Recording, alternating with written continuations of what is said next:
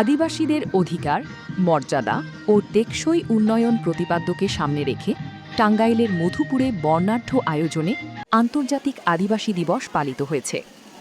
রবিবার সকালে জয়নশাহী আদিবাসী উন্নয়ন পরিষদ, tribal welfare association, Achik মিচিক society, Jalchhatra Harisabha উন্নয়ন প্রকল্প, নাগরিক উদ্যোগ, বাগাছাস, কারিতাস, বিলাসহ অন্যান্য আদিবাসী সংগঠনের উদ্যোগে উপজেলার ভুটিয়া উচ্চ বিদ্যালয় চত্বর থেকে একটি শোভাযাত্রা বের হয়ে প্রধান সড়ক প্রদক্ষিণ শেষে আলোচনা সভাস্থলে এসে শেষ হয়। পরে অনুষ্ঠিত আলোচনা সভায় বিভিন্ন আদিবাসী জনগোষ্ঠীর প্রতিনিধিরা তাদের সংস্কৃতি, ঐতিহ্য, শিক্ষা, স্বাস্থ্য, ভূমির অধিকার এবং আর্থসামাজিক উন্নয়নের বিষয়ে বক্তব্য দেন। আলোচনা সভায় সভাপতিত্ব করেন মিস্টার ইউজিন নকরিক। আলোচনা সভা উদ্বোধন করেন মিস্টার অজয় এইমরি।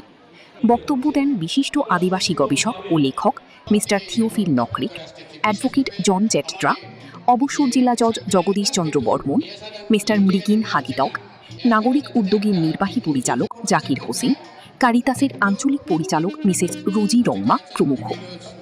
অঞ্চল থেকে এবং সাংবাদিক ভাইয়েরা এবং প্রশাসন দৃশ্যে আছেন এবং বিভিন্ন অঞ্চল থেকে যারা নেতৃবৃন্দ এসেছেন, শাখা কমিটি থেকে শুরু করে বিভিন্ন অঞ্চল থেকে তাদেরকে আমাদের এই অনুষ্ঠান শুরু করা প্রারম্ভে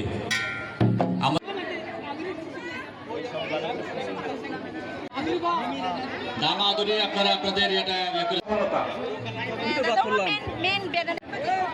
এইদিকে আসো।